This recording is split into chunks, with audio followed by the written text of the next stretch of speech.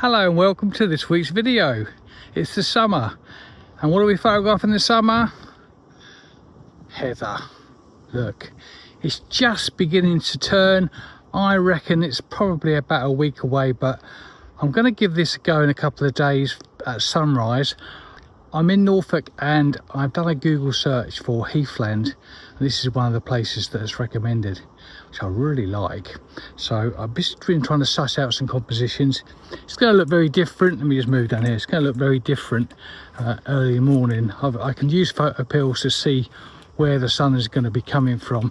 The other thing this woodland's got, which I wish it had out there a little bit more, because there's lots of oak trees out there and the heather. If we come into this bit of woodland, which is just off the car park, in here we've got lots of silver birch, and I love silver birch, as you know if you follow the channel. And what we're going to do with this, just going to try and find some compositions. I think, in all honesty, this is just going to look the best when I come up in the morning, just to give it a suss out. So I think we'll start here and then we'll move out into the heathland and try and photograph the heather with some oak trees. So that's the plan. I'm going to mark some likely spots on what 3 words, and I'll see you very early, a couple of days time, when we'll do the rest of this vlog and see what we can get.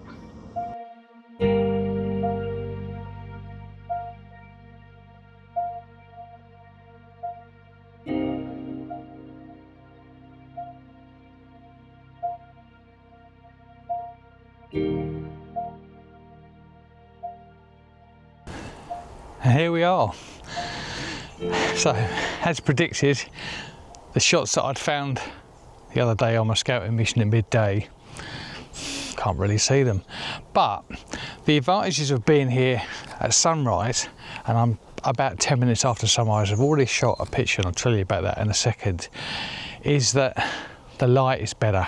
So there are more shots, in my opinion, than there were the other day. And surprisingly, we've got a bit of mist, and I wasn't expecting that because the breeze was supposed to be a bit stronger than this, but there's not a breath of wind. The heather, though, is looking a lot better than it did the other day, and this is literally 3 days. So it's definitely come out. I reckon the middle of next week is going to look about perfect. Let me talk you through this shot first of all then, and then we'll go and shoot something back behind me. So here's the shot, and I think it would be fair to say that I'm a little bit nervous standing around this heather. The summer is perfect time to see adders, which is the only poisonous snake in the UK. Now, adders will mind their own business. There's no reason to attack them or try and kill them. But what I don't want to do is, it's a bit colder now because it's sunrise, and if there's some adders that have been out basking in the sun, which they will do later on during the day, breeding, hunting, what I don't want to do is stand on one and have a nice bite to the leg, because that would not be a good start to the day. Apart from the fact that it wouldn't do the snake any good either. It wouldn't do my leg much good, or my mood. So anyway, just scouted out, making sure I know where I'm standing. This is the shot. So we've got this big clump of heather, and it's really coming on really well. There's a little bit of gorse in the background, so the green bits I feel are a little bit messy. Anything that's really distracting, I'll clone out. There's not much else I can do about it. There's some small kind of oak tree saplings dotted around here, and we've got a little group of silver birches on the left, which are very small in the frame. We've got some oak trees, and we've got another bit of heathland behind. So the first shot is going to be wide angle with this heather in, and that's the main focus of this. So let me just shoot that one, then we're going to move on. Well, there might be an image here. I think the sun's right behind these trees. It's a nice little group of oak trees, I think they are. One in the front looks good. It's got a little bit of light shining on the side, a bit of moss, which looks good. There's some silver birches way in the distance, which are catching the light, and there's just a hint of mist in the valley. The heather is not the main star of the show in this, but it's going to be in the picture, and that might quite work. It might just add to the atmosphere. It might sort of say summer, I think. As the sun is rising, it's just filtering through the leaves of the trees and creating different light on the heather and the front here, picking little bits out. So I'm going to do a few of these and just see if I can make this work, and then we'll go into Lightroom unless I find something else. I've set the camera up. Typically, as I set the camera up, a cloud goes over the sun, which has killed the atmosphere. Landscape photography is about light. I've said it before, lots of people have said it. It is the truth. And without light, this scene just looks drab. And with the wrong light, this scene looks drab. So it's definitely the light is attracting me. But the cloud hopefully is moving. We haven't got an awful lot of cloud in the sky at all today, so I'm just feeling a bit unlucky. But the cloud, I mean, the sun has risen quite a long way since I got here about half an hour ago, and that is the thing with summer, and that is why I loved Lofoten so much in February, because the sun literally rises above the horizon, stays there for about 8 hours and dips down. Here this is happening. And the higher it gets, the less side lighting you get and the worse atmosphere it is. Right, come on cloud, if you just move away. What I'm going to do with this is I'm going to shut down to about 16 f/22 in an attempt to get a bit of a starburst, which might work. And some light dappled through the trees onto the heather, nice oak tree at the front, a nice woodland scene. I think this could work quite well. There is definitely depth to the picture because we've still got a little bit of mist hanging around in the valley, and the little silver birches on the right. In fact, it's already looking better as the sun hits the edge of the cloud. So let's have a look at this and see what you think. Okay, tricky exposure this one, because I want to get, for me the picture is all about this bit and this bit and the sun coming through here just in the corner there. So actually, let's move around a little bit. I want to try and get that in really.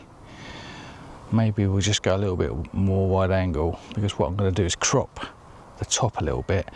Obviously the exposure, look, is miles up, miles overexposed, because you're looking at the sky and going, that's too bright. But I don't want to shoot down there particularly. I will get some detail in the sky, so I reckon I'll end up using this exposure here, something like that, just pulling the highlights in a little bit. I don't mind if this burns out, because it's supposed to be, and actually I'm going to crop it there anyway. So I'm going to shoot it like that. We're using f/18 1/8 of a second. Let me just make sure I focused on this tree, because that's the bit that's important. Just focus that in. In fact, for that I'm going to have to open up the aperture so I can see what I'm doing. Wow, let's just punch in a bit further. I find it hard to see in this light. There we go. Right, so I've got back button focusing on, and that's the advantage of that is when I touch the shutter now it won't really try to refocus. Now that is what I see the picture looking like. But I will just come down on the exposure a little bit. So we're going to bracket this, and I'll show you again with bracketing. It's the same as focus stacking really in Photoshop. It will just blend these together. So let's just take a few. I might end up using just the one. But that, look at the histogram. Shadows are really dark, highlights really light, nothing in the midground. Looks so contrasty, and that's because the sun is directly into the camera. So that's got more detail and exposure like that. So I do prefer that. I think I could just pull this midground up a little bit. Let's just shoot another one like that, just to be sure. Cool. We might just about get a sunburst through there, so let me just hang about for a bit and see if I can't get that to look any better as it hits the leaf. Actually, I quite like that. It's quite a complicated scene. There's lots of elements that I'm having to put together here. I've had to change the composition just slightly.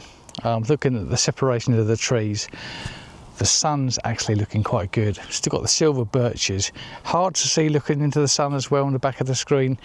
But I think this is going to work quite well. So as my latest vlogs have been, I try to do a little bit of processing in each of them just to help if you are a beginner or an intermediate photographer and just interested to see even how I process my work. And I'm not saying it's the only way to do it, I'm not saying it's the best way to do it, but it's part of the process, so it's quite important, I think. So let's go back to the office and I will put this into Lightroom and we'll see if we can make this work. This could be a nice quintessential summer picture. So back to me in the office. So let's go into Lightroom. This is a picture I took earlier, you saw me shooting. I have focus stacked these, blended them together in Photoshop, and here is the final picture. I've processed this and this is what we're ended up with. But I just want to show you this mask.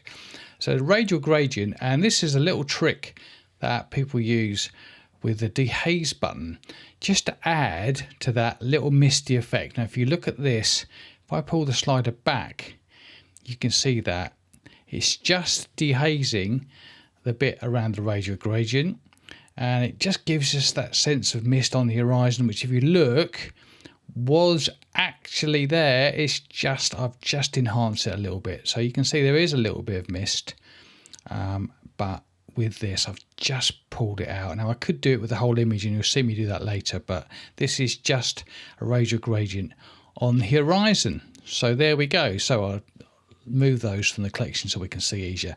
So here's the shot we're going to look at. A little HDR image is going to put together these different exposures. The one I was talking about that I actually preferred, the composition I preferred, you can see I've made a bit of a mistake here because I've got some flare coming in the side. Should really have had my hand over that, but obviously wasn't concentrating. I actually do prefer that, but there we go. So these are the 4 images that I shot at different exposures, and you can see those exposures at the top, the left hand corner there. And what we're going to do now is we're going to blend these into an HDR image. Now there's lots of different ways to do this, but in Lightroom if you right click, go to photo, merge and HDR, and you will see that this will then blend all of those exposures together. Need to shoot it on a tripod so it stays still. And we're going to look at the settings. I've got auto align here, and I've got an auto settings which is going to correct. It's going to give us some kind of correction which we'll have a look at in a second. And the deghost amount is all here, so you'll see that if I go to low, if we look to where the sun is, this is looking for any changes. So in other words, things are not aligned. Now because the sun has moved very subtly, you can see there's a bit of flare there, and you can see there's a bit more with medium, and with high we have a lot. Now this is just looking at changes of exposure or changes that look different, and you can see that with high we've got an awful lot different. So I'm going to use none, because I don't really need to worry too much about that. So let's merge them together. And here we go. So there we go. So there's some corrections already being applied by Lightroom when it merged those together. But this is going to give me a really high dynamic range image, which will work brilliantly with these highlights and deep shadows that we're looking at. So let's have a quick look at this. Now the highlights is already pulled down. You can see I might want to pull them down just a touch. And I'm going to look a little bit more at the white. I don't want it to go grey. You see it's up here, it's a little bit greyish. Just got to be a little bit careful. The whites help you a little bit with that. You can see that it's kind of making them whiter without blowing them out. So just a little adjustment just to tweak it so I'm happy with it. We are going to crop this in a second anyway. Shadows, just going to bring those up so it looks a little bit more summery. We're going to lower the contrast. I'm just going to add a little bit of clarity to this, maybe a little bit of texture, which you know I prefer. So we just push this up a little bit to about there, and that's not looking too bad at all. Now let's have a look at the crop, because I did say, and I'm going to get rid of some of the sky, but actually we just want to include this branch here. That just adds to the composition, maybe just to make it a bit more of a decent aspect ratio. We just pull in the right hand side just a touch, just to make it a little bit squarer. not a square obviously. That looks about right. Yeah, happy with that. Right, let's just pull some dehaze. Now this time I'm going to apply the dehaze globally. Now you can see, if you look to the histogram, you can see that that's pushed the shadows up, which I'm now going to have to correct by pulling the exposure back down. So we've got shadows and highlights at the either end of the histogram. That looks fine. A little bit of vibrance maybe. And actually what we need a little bit of contrast just to help this out, and this will push the highlights out and pull the shadows back down, which is what contrast does. We know that we can use highlight and shadows to adjust both ends separately. That looks about right. I'm not too happy. I'm happy with that. Let's just create a mask. We're going to try and mask this heather to bring it out a little bit. So color range, a little droplet on a bit of the purple heather.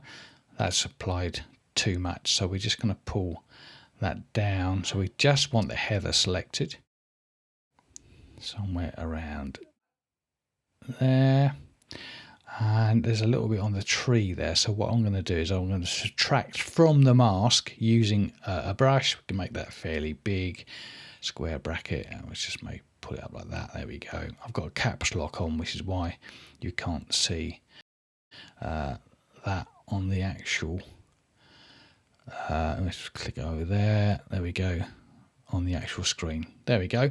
So that's just removed the mask from the trees. So we don't want the trees to be adjusted. So we just push up the saturation a little bit. Be very careful with that. And maybe just a little clarity just to make the heather stand out a little bit. Bit of texture, I think. And I think actually we can just adjust the color a little bit. Maybe let's have a look. Let's just increase the tint to the magenta side.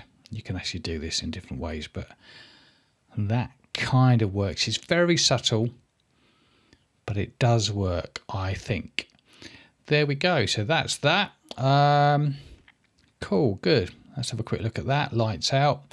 I'm just going to put it into color effects. We're going to speed this up now. So this is color effects for Nik effects, which I really like. And I want to make this a little bit soft focusy, and there's a preset for that, and that's the one I like. Soft landscape it's called. And we're just going to wait for that to come up. We'll just drop down that so we can see this easier. And there we go, the finished image. Well, there we go. I hope you've enjoyed that little look at how to process that picture. I've quite enjoyed this shoot. It's wasn't really feeling it, and the sun, as I've said earlier, the sun comes up so quickly in the summer. It's not the best for landscape photography, which is why I tend to diversify into other genres of photography, but this has worked quite well. What it's taught me today, I think, is when I kind of start thinking about how I'm going to process a picture, it probably means the picture's okay, half decent. Not sure this is the best ever, but I do think it's going to be a nice summary picture that's going to add to my portfolio of summer images. So for that reason, I'm quite pleased with it. I think actually this little copse of trees has worked quite well. So I hope you found that interesting, whether you're a beginner or an intermediate, or even if you think you could have done it better than me, then brilliant, good for you. I hope you've got something out of that video. And next week we're going to be looking at the Z8. I've been using the Z8 now for 6 months, unbelievably, and I just want to talk about my impressions of it after 6 months, and whether you should get one if you're a landscape photographer. Have I got anything I'm not happy with? Do I really like it? Let's wait and find out next Sunday at 6. So until then, if you haven't subscribed, think about doing so, and I will see you then. Take care. Goodbye.